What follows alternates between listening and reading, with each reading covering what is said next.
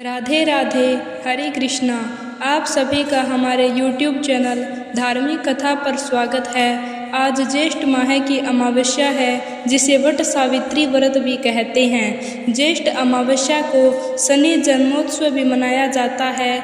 इस दिन आप शनि पूजा, शनि स्तोत्र का पाठ जरूर करें। लेकिन खास बात है कि ज्येष्ठ अमावस्या आज सोमवार के दिन है, इसलिए सोमवती अमावस्या बड़ी अमावस्या है। तो आज की इस वीडियो में हम वट सावित्री व्रत कथा और सोमवती अमावस्या की कथा का श्रवण करेंगे।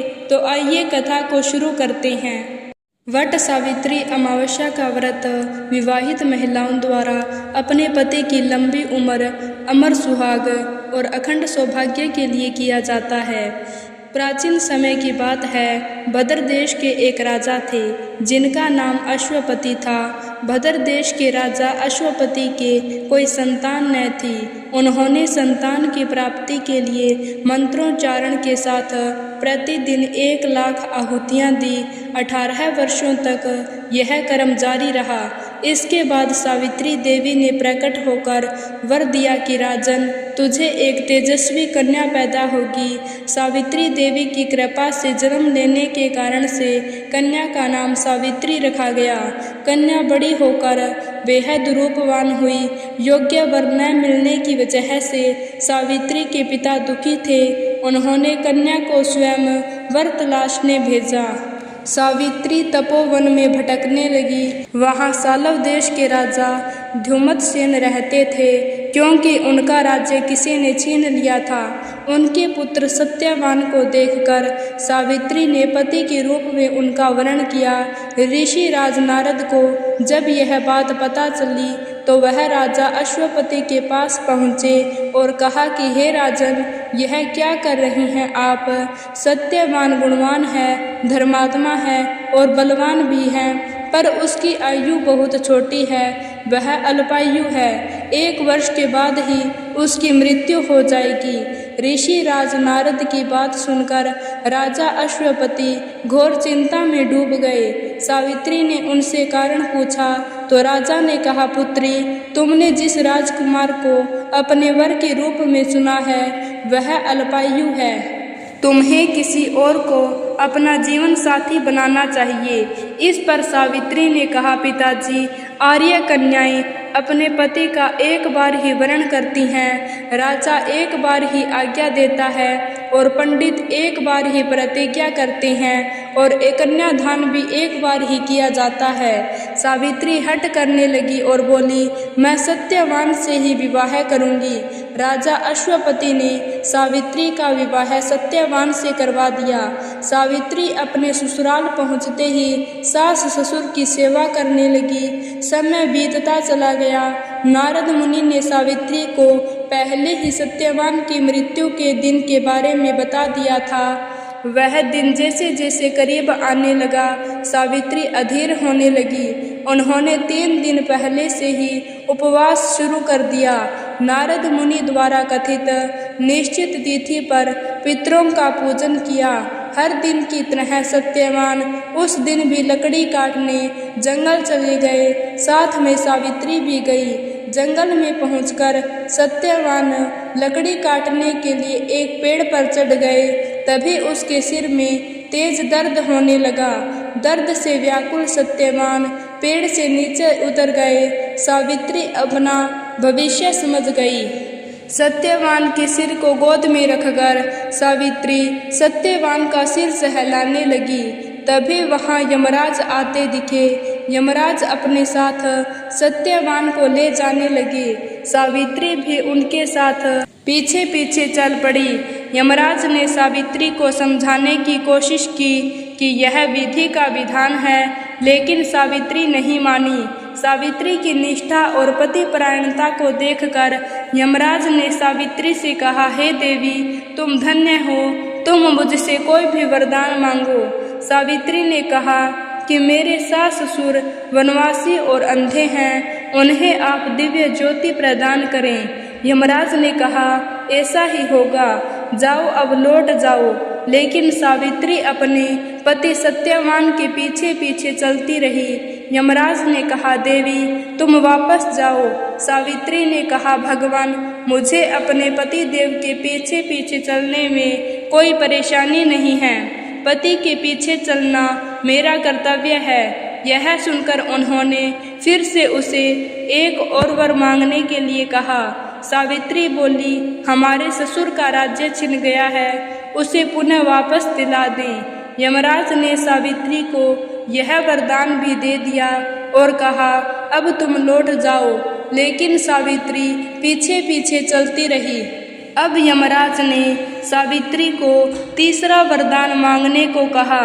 इस पर सावित्री ने 100 संतानों और सौभाग्य का वरदान मांगा। यमराज ने इसका वरदान भी सावित्री को दे दिया। सावित्री ने यमराज से कहा कि प्रभु, मैं एक पतिव्रता पत्नी हूँ और आपने मुझे पुत्रवती होने का आशीर्वाद दिया है। यह सुनकर यमराज को सत्यवान के प्राण छोड़ने पड़े। यमराज अंतर्ध्यान हो गए और सावित्री उसी वट वृक्ष के पास आ गई जहाँ उसके पति का मृत शरीर पड़ा था। सत्यवान जीवंत हो गया और दोनों खुशी खुशी अपने राज्य की ओर चल पड़े। दोनों जब घर पहुँचे तो देखा कि माता पिता को दिव्य ज्योति प्राप्त हो गई है। इस प्रकार सावित्री सत्यवान चिरकाल तक राज्य सुख भोगते रहे। अतः पतिव्रता सावित्री के अनुरूप ही प्रथम अपने सास ससुर का उचित पूजन करने के साथ ही अन्य विधियों को प्रारंभ करें। वट सावित्री व्रत करने और इस कथा को सुनने से उपवासक के वैवाहिक जीवन या जीवन साथी की आयु पर किसी भी प्रकार का कोई संकट आया भी हो तो वह टल जाता है। हे प्रभु, जैसे बरसाइत अमावस्या ने सावित्री को अमर सुहाग दिया, उसी प्रकार सबको देना। जो भी इस कहानी को कहता सुनता है, उसकी सब मनोकामनाएं पूर्ण करना। अब सुनिए सोमवती अमावस्या की कहानी। एक साहूकार था। साहूकार के 7 बेटे और 7 ही बहुओं के साथ एक बेटी भी थी। साहूकार के घर रोज एक महाराज आता था जिसे साहूकार की बहू भिक्षा देती थी। उस महाराज को जब साहूकार की बेटी भिक्षा देने आती तो वह उससे भिक्षा नहीं लेता था और कहता है कि तेरे भाग्य में सुहाग की जगह दुहाग लिखा है। लड़की को उस महाराज की यह बात बहुत बुरी लगती है और एक दिन वह अपनी माँ से रोते रोते महाराज की बात बताती है। सारी बात सुनकर माँ कहती है कि कल जब महाराज आएगा तब मैं सुनती हूँ कि वह क्या कहता है और क्यों कहता है। अगले दिन फिर महाराज आता है तो साहूकारनी छिपकर बैठ जाती है और लड़की को भिक्षा देने भेजती है। महाराज उससे भिक्षा नहीं लेता और फिर वही बात दोहराता है कि तेरे भाग्य में सुहाग की बजाय दुहाग लिखा है। लड़की की माँ बाहर निकल कर आती है और महाराज से कहती है कि एक तो हम आपको भिक्षा देते हैं और आप हमें गाली देते हैं। महाराज कहता है कि मैं गाली नहीं दे रहा हूँ, जो बात सच है वही कह रहा हूँ। इसके भाग्य में जो लिखा है मैं वही सच आपको बता रहा हूँ। सारी बातें सुनने पर लड़की की माँ कहती है कि जब आपको सारी बात पता है तो इससे बचने का उपाय भी पता होगा, यह बताओ। महाराज कहता है कि 7 समंदर पार एक धोबन रहती है जिसका नाम सोमा है। वह सोमवती अमावस्या का व्रत करती है। अगर वह आकर इसे फल दे दे तब ही इसका दुहाग टल जाएगा, अन्यथा विवाह के समय सर्प काटने से इसके पति की मृत्यु हो जाएगी। सारी बात सुनकर माँ रोने लगी और सोमा धोबन की तलाश में निकल गई। चलते चलते रास्ते में तेज धूप पड़ रही थी, जिससे बचने के लिए वह एक पीपल के वृक्ष के नीचे बैठ गई। उसी वृक्ष पर एक गरुड़ के बच्चे अपने घोंसले में थे। एक सांप आया और गरुड़ के बच्चों को खाने के लिए लपका, लेकिन साहूकारनी ने उस सांप को मारकर बच्चों की रक्षा की। कुछ देर बाद गरुड़नी आई और सब जगह खून देखकर साहूकारनी को चोंच से मारने लगी। साहूकारनी बोली, कि एक तो मैंने तेरे बच्चों को सांप से बचाया और तू मुझे ही मार रही है। सारी बातें जानने पर गरुड़नी बोली कि तूने मेरे बच्चों की रक्षा की है, इसलिए मांग जो चाहती है। साहूकारनी गरुड़नी से कहती है कि मुझे 7 समंदर पार सोमा धोबिन के यहाँ छोड़ दो, और गरुड़नी ने वैसा ही किया। साहूकारनी वहाँ पहुँच गई, लेकिन सोचने लगी कि इसे कैसे मनाऊं। सोमा धोबिन की 7 बहुएं थीं, लेकिन घर के काम को करने के लिए सदा आपस में ही लड़ती झगड़ती रहती थी। रात को जब सब सो जाते तो साहूकारनी आती और चुपके से सारा काम कर उजाला होने से पहले चली भी जाती। सारी बहुएं भी आपस में यही सोचती कि कौन सी बहू है जो सारा काम कर देती है, लेकिन एक दूसरे से पूछने की हिम्मत किसी की भी नहीं होती। काम करने की बात सोमा धोबिन ने भी देखी कि आजकल बहुएं लड़ती भी नहीं हैं और काम भी सारा हो जाता है। सोमा धोबिन ने सारी बहुओं को बुलाया और पूछा कि आजकल तुम लड़ती भी नहीं हो और घर का सारा काम कौन करता है।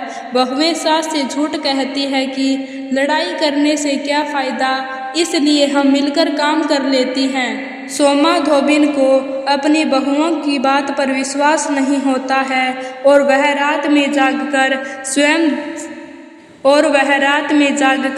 स्वयं देखती है कि कौन काम करता है। रात होने पर सोमा धोबिन छिपकर बैठ जाती है कि देखूं कौन सी बहू काम करती है। रात हुई तो वह देखती है कि एक औरत चुपके से घर में घुस रही है। वह देखती है कि उसने घर का सारा काम कर दिया है और जाने की तैयारी में है। जैसे ही साहूकारनी जाने लगती है तो सोमा धोबिन उसे रोकती है और पूछती है कि तुम कौन हो और क्या चाहती हो। साहूकारनी कहती है कि पहले तुम वचन भरो तब बताऊंगी। वह वचन भरती है। तब साहूकारनी कहती है कि मेरी बेटी के भाग्य में दुहाग लिखा है, लेकिन तुम सोमवती अमावस्या करती हो तो मेरे साथ चलकर उसे सुहाग दे दो। सोमा धोबिन वचन से बंधी थी तो वह साहूकारनी के साथ चलने को तैयार हो गई। जाते हुए सोमा धोबिन अपने बेटों व बहुओं से कहती है कि मैं इस औरत के साथ इसकी बेटी को सुहाग देने जा रही हूँ, लेकिन अगर पीछे से तुम्हारे पिताजी मर जाएं तो उन्हें तेल के कूपे में डालकर रख देना। धोबिन साहूकारनी के घर पहुंच जाती है। साहूकारनी अपने बेटी का विवाह करती है तो फेरों के समय सोमा धोबिन कच्चा करवा दूध तथा तार लेकर बैठ जाती है। कुछ समय बाद सांप आया और दूल्हे को डसने लगा तो सोमा धोबिन ने करवा आगे कर तार से सांप को बांध दिया और सांप मर गया। अब सोमा धोबिन ने लड़की को सुहाग दिया और कहा कि जितनी अमावस्याएं मैंने की है उन सभी का फल साहूकार की इस लड़की को मिलेगा। अब आगे जो अमावस्या मैं करूंगी उनका फल मेरे पति व बेटों को मिलेगा। सभी लोग सोमवती अमावस्या की जय जयकार करने लगे और सोमा धोबिन को धन्यवाद दिया।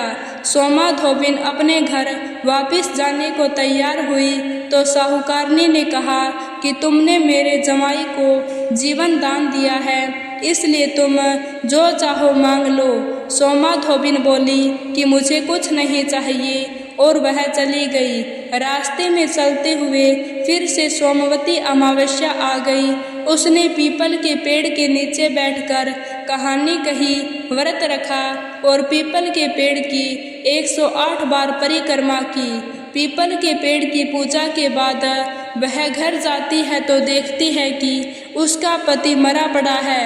अब रास्ते में जो सोमवती अमावस्या उसने की थी उसका फल अपने पति को दे दिया, जिसके प्रभाव से वह पुनः जीवित हो गया।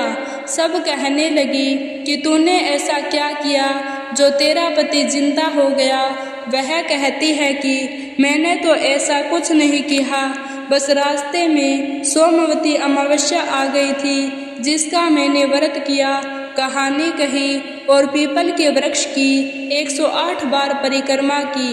अब सारी नगरी में ढिंढोरा पिटवा दिया गया कि हर कोई सोमवती अमावस्या करेगा, पूजा करेगा, व्रत रखेगा, कहानी कहेगा और पीपल के वृक्ष की 108 बार परिक्रमा करेगा। हे सोमवती अमावस्या, जैसा आपने साहूकार की बेटी का सुहाग दिया वैसा ही सबको देना। तो दोस्तों, यह थी वट सावित्री और सोमवती अमावस्या की कथा।